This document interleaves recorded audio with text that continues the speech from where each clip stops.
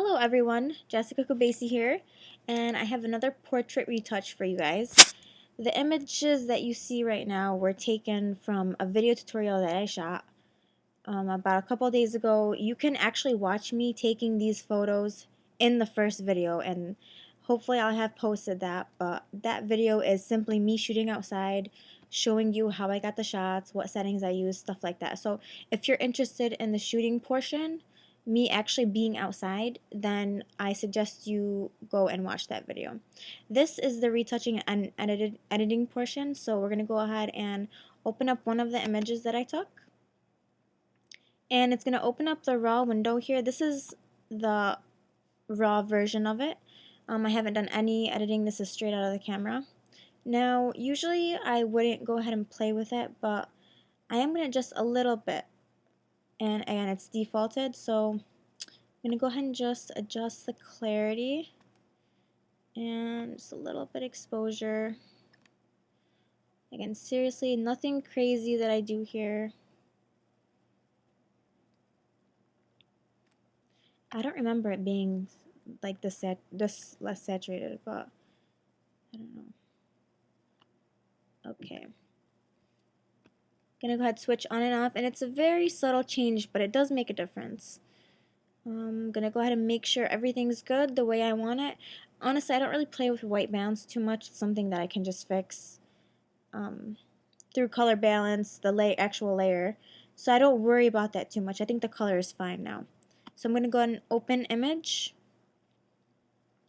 And I'm going to begin by adding the frequency separation layer by Julia, and she's a great retoucher, and I downloaded this action and it saves me like 5 seconds, but it's 5 seconds compiled with all the other seconds of probably like 2 years of my life that I saved using this action. And what it does is it adds those layers so I can retouch instead of me having to sit and go through the layer masks and everything.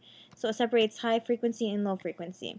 And I will add a link in the description. It's very, very useful, and I recommend that you download it and use it. It's a super easy action. You literally click one little button. So again, going to low frequency. And if you're not familiar with this technique, I have a video going a little bit more in depth. I will also link that, but what I'm doing is just taking a healing brush and holding Alt, and I'm just filling in the color. This is a color layer, and then I'm going to go over to the texture layer and edit that, but I'm not doing that right now. I'm just doing the color layer.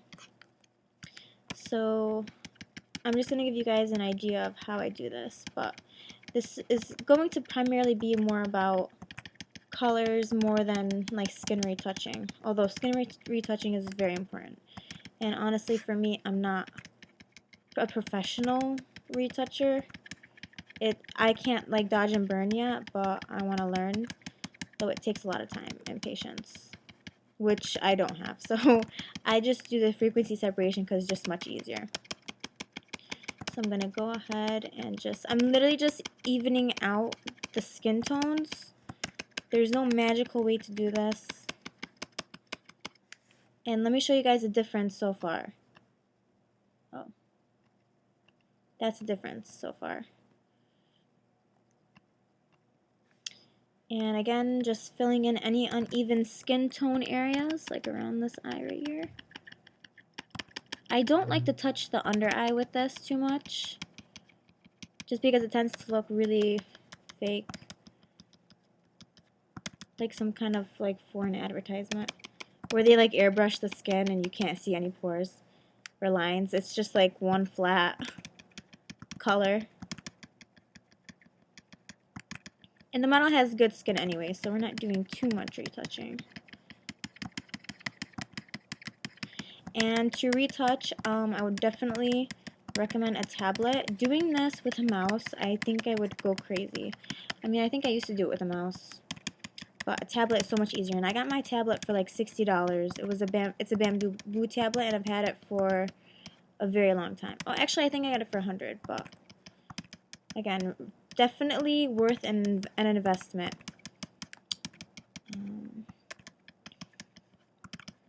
Just Just going over skin tones.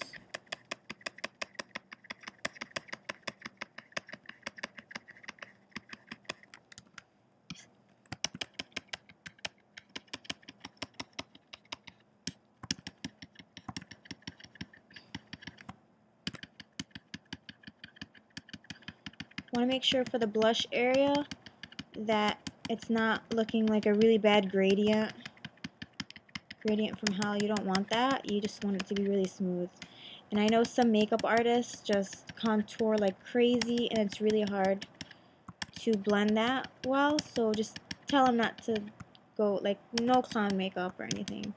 So I've had a nightmare retouch once, and the contouring made it so hard for me to do it. Looked like she just got punched on the side of her cheek. So it was really hard for me to do that. And let me show you guys before and after. And this took me like not 2 minutes, but just a couple minutes, and already just looks a lot better. I'm just gonna go ahead and even some of the skin tone. Just evening the colors makes it look so much better. And I'm sorry about the annoying noise. If you hear a noise, that's my tablet. So you don't actually want to do this and go in the middle of the lines. You want it to go around.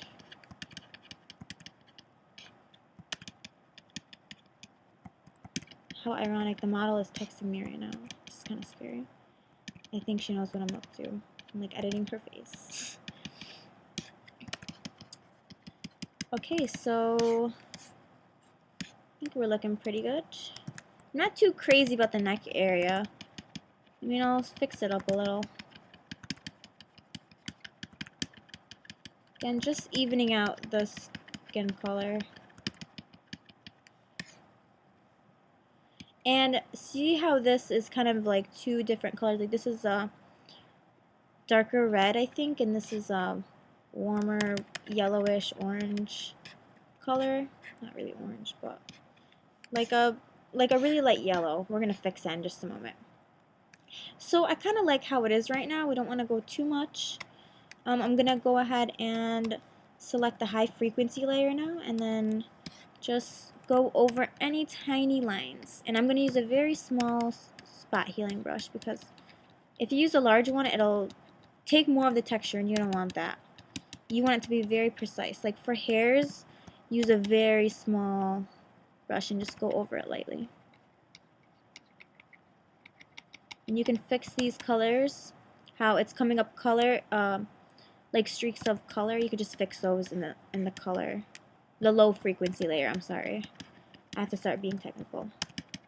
Now I realize I don't really know too many technical things about photography or retouching or anything like that, but I'm gonna start learning.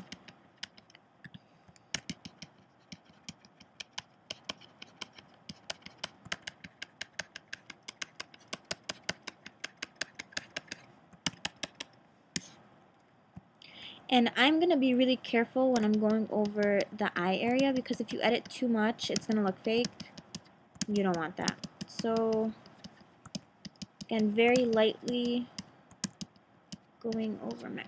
I try so hard not to touch this area. It's just inevitable sometimes. And again, small brush, tiny little brush, going over these little fine lines right here. And you don't want to take out this thing completely, because then it's really going to look fake, and you don't want that. So what I do, and I'll show you guys in a minute what I do for that. Small, tiny brush, just going over everything.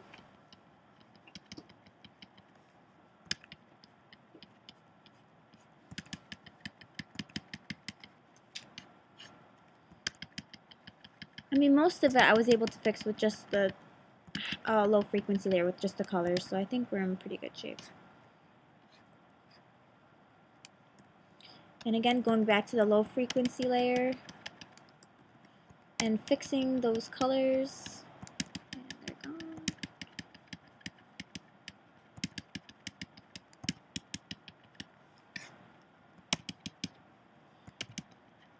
Now, what I like to do for under the eyes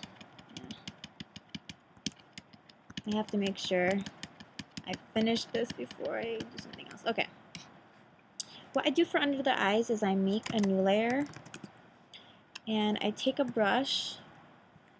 Opacity can be around 22% to start. I'm going to color select. If you hold down your Alt key, you can actually, it'll come up with a little eyedropper tool. It's so cute. It's right here. You can just go ahead and fill in that color right here.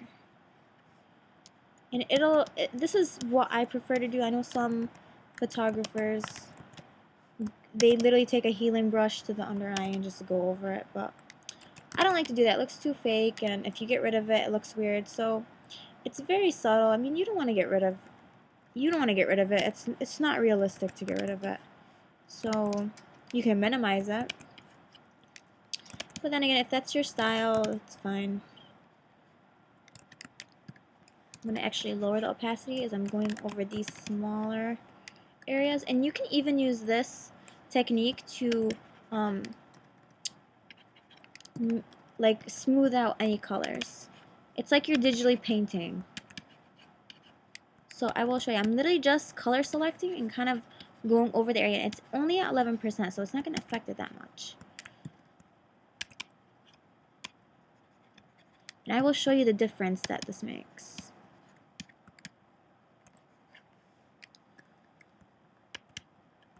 I'm just going over. And if you're a painter and you know how to draw, this is going to be so easy for you because you will already know what to do. I can't draw to save my life, so I just kind of eyeball this thing out. So okay. And let me show you guys before and after of that whole layer. Again, before and after. And let me show you guys the entire layer of retouching. This is before and this is after. Again, really simple, nothing crazy. That didn't take me a lot of time to do. I'm just going to go over tiny little areas right here. Spraying up. That's kind of weird. Okay. And now we are going to go over the actual eye area. Eye 1. Like I don't know how to name my layers. I just name them random stuff. Okay. And for this layer, I'm going to go ahead and, let's see, I will go to overlay for this one. 11%, nothing crazy. With a black brush, default to the round brush. This is at 0% hardness and 15, size is 15. So lightly going over the border of the eye, because I'm not using any medical terms because I'm probably going to say something wrong and I'll get hated on in the comments. I'm not a doctor or anything, so I'm just going to go ahead and outline the eye area.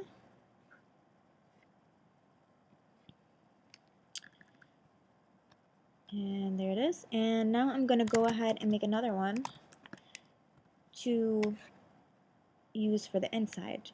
And again, same exact thing, overlay. And then we are at 11%.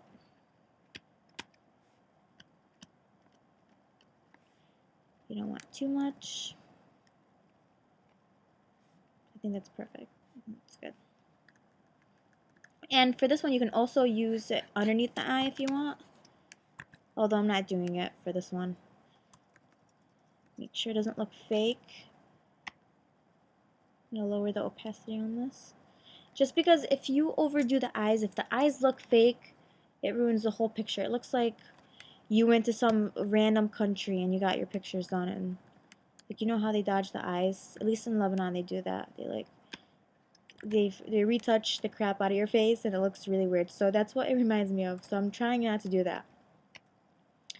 It's actually not a huge difference of what it used to be. So I guess it's okay if we keep it like that. And as for eyebrows, we're just going to fill in a tiny bit at the top, making a multiply layer at 22% to start. Again, keeping this at 11%. And I can actually bring up the hardness just because it is an eyebrow. Just that top part.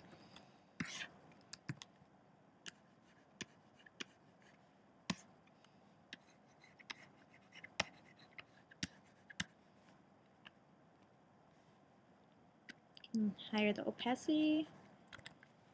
I don't think it's really doing much. I'm not gonna lie. Like, okay, it probably will work. There we go. Draw a little. I know some tutorials, they're like, oh, just draw on eyebrows, and they literally draw on the nicest eyebrows, but again, can't draw. So just do little, just swipe and hope for the best. There we go, that kind of looks right. That looks like it belongs in the fashion industry, right? Those eyebrows, though. Okay.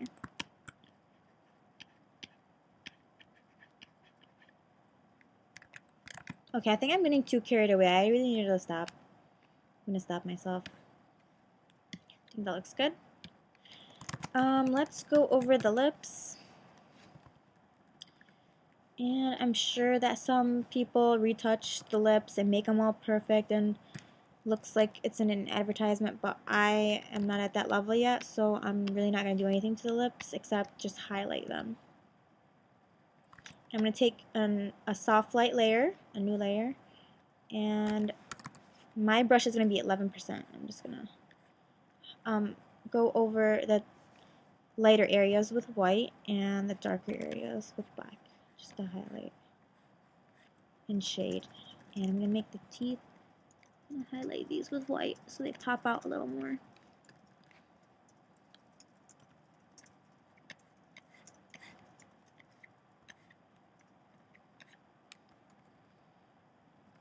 There we go.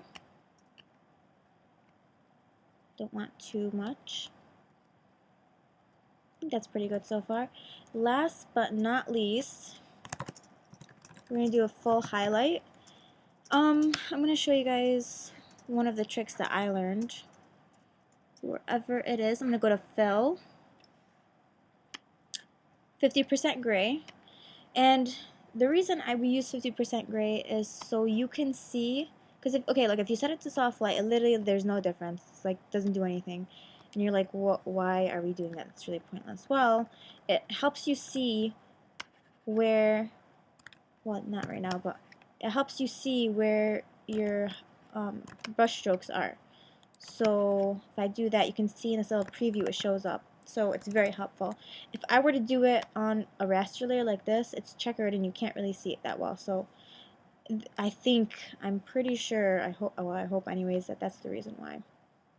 So again, setting this to soft light, highlight layer, size 200, hardness is at 0%. Now we're going over this lightly, and we're just defining the darker areas. So that can be these shadows right here. You don't want to go too crazy. There we go. These smaller areas. And using a tablet for this is just awesome because it's so much easier to get more defined lines.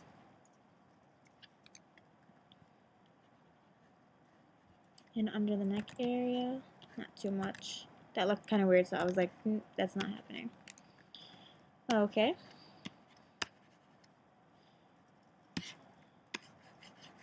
And then using a white brush, we're going to go ahead and highlight the lighter areas of the skin. And I really be careful when I do this because I don't want to go too crazy, so I really lightly go over, so it'll be probably the forehead, the nose, like the outer area of the nose, not even the inside area, near the lips, underneath the mouth, lightly under here. It's pretty good to me. You can add a little highlight. You can do a little dodging and burning here.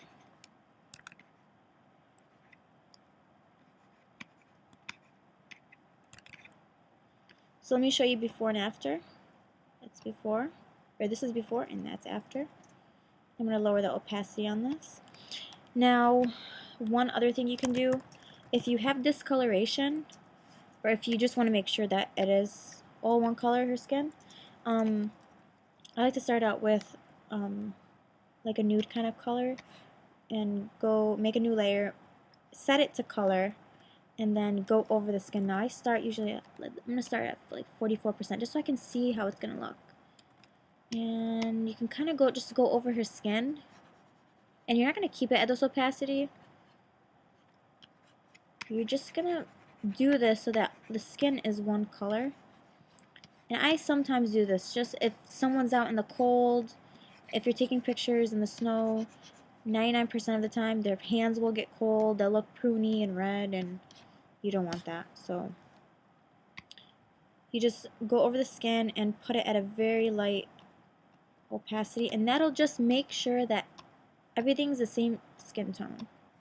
So it's very subtle, but that helped out a lot. So I'm going to save this. And we can continue on to the editing portion of this video. But before I do that, I'm going to go ahead and highlight the hair because I forgot to do that.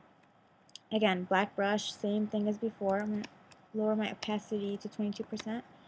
Go over the highlighted areas with white, intensify them a little. I feel like that's getting a little too much.